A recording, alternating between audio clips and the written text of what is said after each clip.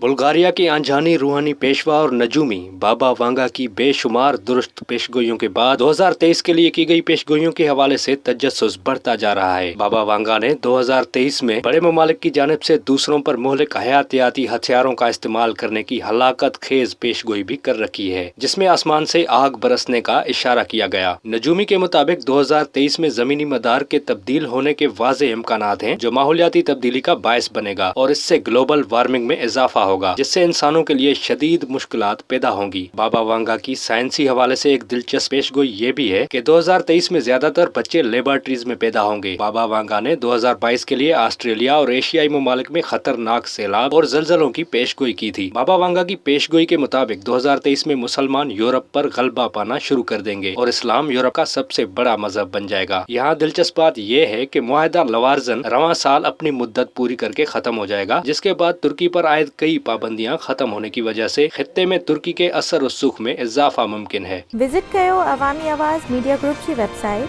awamiawaz.pk